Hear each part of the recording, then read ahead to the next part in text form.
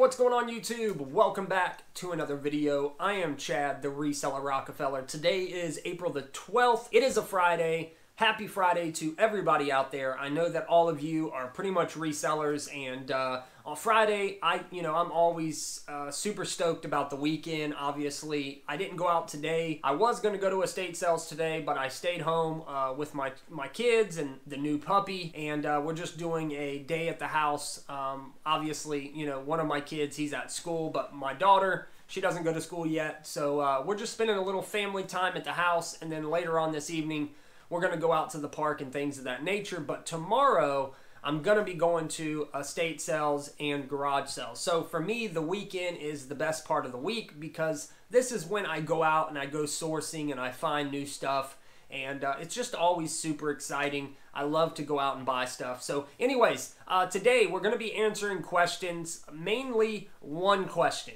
I decided to just make a full video regarding this question because I thought it was that good. Not that the topic is like something that, just blows you away. This is a very common question that I get all of the time, but I figured it would be good to actually make a video because I think it will benefit so many more than just the person that asked the question. So basically, a viewer reached out to me on Instagram. His name's Jody, and basically he asked, what kind of advice would I give somebody that is looking to become a reseller? Somebody who has no experience in the reselling game, but has grown up going to flea markets and garage sales and things of that nature. So to answer your question, this is going to be a very long answer because there's so many different things that I would need to know before actually giving you advice. And the first thing is, are you trying to build a like a full-time reselling business, something that you're going to grow into, something that you're going to own and operate for the, years and years to come? Or are you just looking for something like part-time, something to supplement your income, things of that nature? So that's the first question that I would ask. Now, if you're looking to, actually build a business, right, and actually grow something that's going to get larger, and you're going to do this for years and years and years to come, and you want it to be a full-time gig, then I would ask also to, kind of reevaluate yourself and kind of think about why you're getting into this business, the pros, the cons. Think about, what it is that attracted you to this business and get all of that stuff answered right away before you even start reselling. Another thing I would do is immediately determine where you're trying to take your business. So what I mean by that is, are you trying to do retail arbitrage? Are you trying to only buy and sell used items? Are you trying to buy wholesale? There's numerous different avenues that a person could take in the reselling field, right? I mean, you could buy wholesale items and never, go out sourcing ever. You can buy all of your items directly online, have them shipped directly to your house or warehouse or garage, or you could do yard sales and estate sales like myself, or you could do thrift stores and yard sales and estate sales. There's just so many different, avenues that a reseller could take to get merchandise. You could do retail arbitrage, which I think I already said that, but what I'm trying to say is you need to determine what it is that you're attracted to. Are you the type of person that just wants to sell new items? You don't want to fool around with old stuff. You don't want to fool around with used stuff. You just want to focus on new merchandise only. Then my advice would be totally different than it would be if you were to say, oh, I want to buy and sell anything and everything. Obviously, that's my expertise, and that's kind of what I recommend to people in general. Even if you're the type of person that says, I want to buy and sell new merchandise only, I usually try to steer people away from that because there's so many resellers doing it, and it's kind of, I'm not to say, don't get me wrong, there's money to be made doing nothing but, buying wholesale, selling nothing but new merchandise, things of that nature. There's money to be made in it. There's it's hard to explain, but there's two different sides of reselling, right? There's the one side of reselling, which is business, strictly all about the business, all about the money, all about the numbers. You're just wanting to, start a business, crank up the numbers, sell as many items as possible, make as much money as possible, and live a successful life, right? Then there's the other side of the business of reselling, which is somebody who has a passion in the reselling part of the business, the actual going out, sourcing for items, finding rare and unique treasures, and then relisting those and selling those to a new owner somewhere else. Those are like, it's like two different things, right? And so I always try to tell people they need to determine what kind of reseller they want to be before they even start. I can immediately tell when somebody is the type of person that, they don't care about used items. They don't care about finding, a 1917, painting from, Paris Monroe, and, done by some famous painter in the, the 1700s, and, selling that item again. They don't care about that type of stuff. They don't care about, buying an antique rocking chair that once belonged to, I don't know, the Bushes or something. I mean, there's just, stupid little things that people like myself look forward to. Finding a really cool relic, or, coming across a super cool item at a garage sale. Those are the kinds of resellers that usually lead towards a different path than the other kind of reseller, which is going to focus on new items, buying wholesale, doing retail arbitrage, things of that nature. So, like I said, the first thing, obviously, you need to determine where you're trying to take your business, and if you're trying to become, a full-time business that's going to grow for years to come, or if you're just trying to supplement your income. Also, I would say that you need to kind of get some experience, and you need to get your feet wet to see if it's actually something that you like. Because I know a lot of people that are attracted to reselling, but after they give it a try, and after they do it for, let's say, 3-6 months, something like that, they just realize that it isn't for them. They don't enjoy it. They're not having a good time. It just wasn't what they expected, and they get out of the reselling business. And that happens more often than none. I mean, it happens a lot.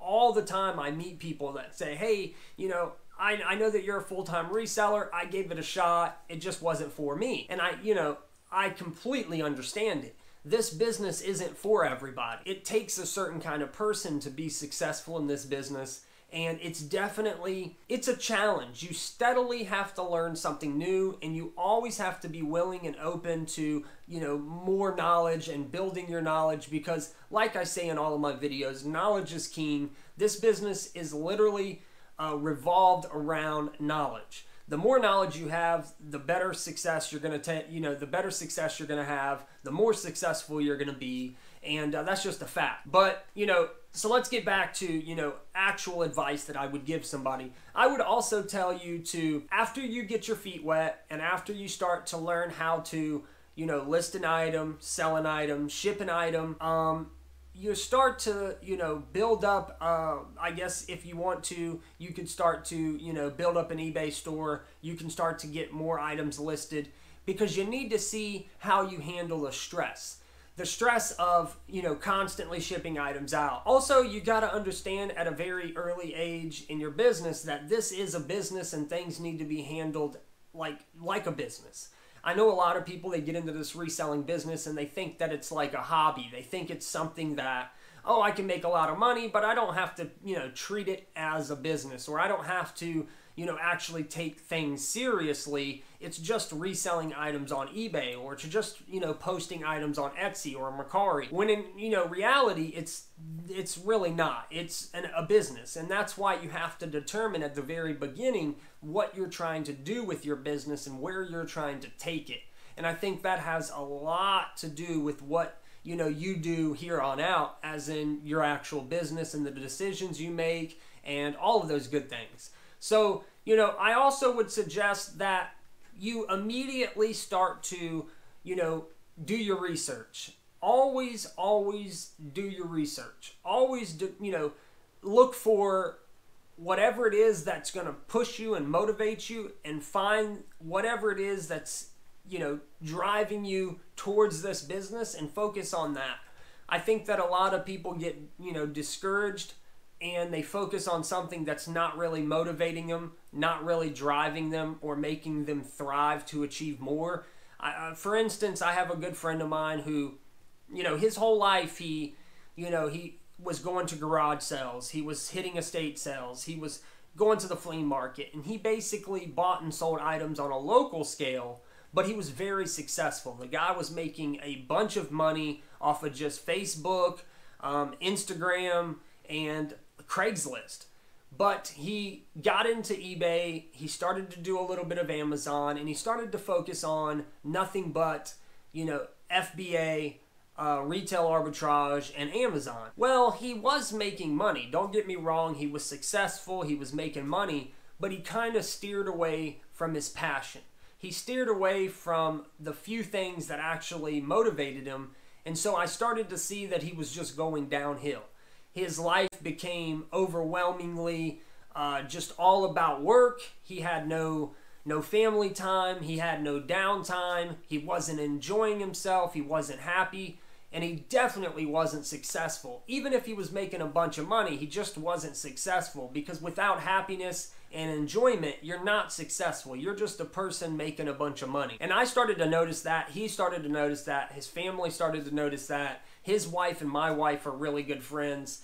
And he decided to make a 360-degree spin, and literally, he turned, well, not 360, 180. He did a complete 180, and he went back to his roots. He went back to what actually got him into reselling in the first place. Hitting garage sales, going to the flea market, thrift stores, going to, estate sales and things of that nature. That's what got him into the reselling business, and he abandoned it to try to lead this, to go this other route, when in reality, this other route just wasn't for him. And I think that there's so many resellers out there that do it because they're trying to get out of the box of a person that goes to yard sales and estate sales. It's almost like, people look down on the type of people that go to thrift stores, yard sales, estate sales, flea markets, things of that nature. And if you're doing that, you're like a small-time reseller. But if you're doing Amazon FBA and you're doing retail arbitrage and you're buying pallets, then you're like a big-time reseller. And I think that's kind of completely, I wouldn't say backwards, but I would definitely say false. I know, I'm a prime example of it. I don't do, every now and then I'll do retail arbitrage. Every now and then I'll buy stuff, stuff wholesale. Sometimes at like an auction I'll see, a bunch of stuff or anything of that nature. But I would say 95% of everything that I buy and resell is used, and it usually comes from, garage sales, yard sales, estate sales, or storage lockers, or private picks, or estate buyouts. So pretty much none of, buying pallets, buying wholesale, retail arbitrage, and I make a pretty good, successful living reselling. And so, I see these other resellers on social media bragging about how much money they're making in the retail arbitrage and how much money they're making on Amazon. And, I personally look at them and I immediately think to myself, but are you enjoying what it is that you're doing? Do you actually enjoy, buying a pallet full of stuff, toothbrushes, deodorant, mouthwash, things of this nature, and sorting those items out, boxing them, labeling them, shipping them to Amazon FBA, and then getting a check, a month later? Is that enjoyable? I don't know. Maybe to some of you, that might be, it might bring a fulfillment. You might be enjoyed by that. That might bring happiness to you. But to me, it just doesn't. It doesn't fulfill that urge to motivate myself. I don't get motivated by doing that. If I woke up every morning and all I had to look forward to was going down to the warehouse to sort through a pallet full of t-shirts and socks and pants, I just wouldn't get motivated. The fact of, going to garage sales, estate sales, and going and picking through stuff and hunting for items, that's the thrill. It's the thrill of the hunt. It's the enjoyment that you get out of that actually pushes you in this business. And once you start to see success and you start to see money flowing in, you think to yourself, I can have fun and I can be successful? Well, that's a no-brainer. That's why I'm in this business. And so I think that there's so many resellers out there, and especially people that, are new to reselling, they automatically try to choose the route that they think is the most popular, or that, you know, they always try to choose the route that they think, well, my peers and my viewers and my followers are going to think or see that I'm a bigger reseller than I used to be if I start to do FBA, if I start to, you know, buy pallets. It seems like every time you see a reseller purchase their first pallet, they're putting it on social media and they're like, oh, I'm buying pallets now. And it's like they move on to a totally different business. And I get it. You know, they're trying to expand their business. They're trying to buy in bulk. They're trying to make more money. They're trying to sell more. They're trying to buy more. I completely get it, right? And that's my whole point. To go back to the very first thing I said at the beginning of the video is you need to determine where you're trying to go in the business so that you're going to take the right path from the get-go. You know, if that's what you're attracted to and that's what motivates you is buying pallets or doing retail arbitrage, then by all means do that, because that's where you're going to get the motivation, and that's where you're going to get the drive, and you're going to, you know, actually push yourself to be more successful because you're living happy, you're successful, you're making money, and you're enjoying life. But if you're doing, you know, retail arbitrage and buying pallets full of stuff and doing Amazon FBA and all that good stuff with new items, but you're not, you know, you're not happy, you're not successful, you're not motivated, you're not enjoying life, then don't do it. And don't think that there's no money to be made in reselling if you're going to garage sales, estate sales, flea markets, thrift stores, and only dealing in mostly used items, because that is false. I make a very successful living selling used items. It's just you have to have knowledge. That's the hard part when you're buying used items, is you have to put in the time and effort to learn what's selling, what's not selling, what's popular, what's trending. It comes down to used items. It does take a little bit more in the sense of knowledge than most people think. And I think that gets them, I think it gets them kind of tripped up, because they start to realize, man, it's really hard to go to an estate sale, or it's really hard to go to a garage sale and find profitable, good items to resell, because, you know, the actual scanning barcodes or looking items up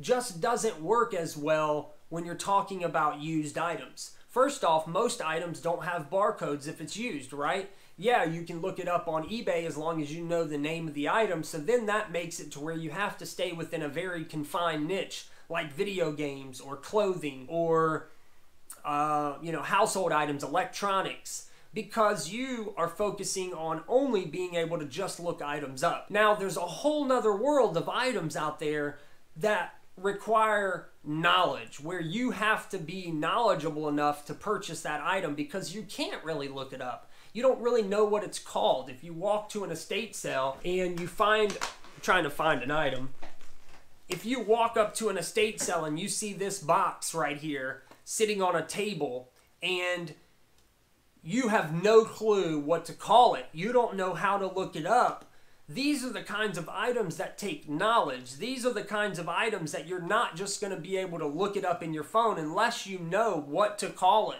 unless you know what it's made out of. And I think that this is something that so many people don't realize. There's so many resellers out there, right? And most resellers only stick within the kind of items that they can look up, when in reality there's so much other stuff out there to buy and sell, only if they knew how to, you know, build their knowledge and to get to a point to where they can focus on those items. You know, a sterling silver spoon set or something. You know, weird stuff that you don't really know how to look the item up. It's off the radar for most resellers, because most resellers are not even going to pay attention to any of those items. If they can't look it up on their phone and determine what the value of the item is, they're not even going to pay attention to it. And that's why I think there's so many people out there missing out on so much great money, because these kinds of items get passed up at estate sales and garage sales and thrift stores and flea markets, because most resellers are only focusing on items they can look up. If they don't have the knowledge, they're not messing with the item. And so you have to build your knowledge. You have to be able to go out there and find items like this. You know, I can remember I bought this box. This is solid sterling silver. You know, it has a wood liner. This is a really good box.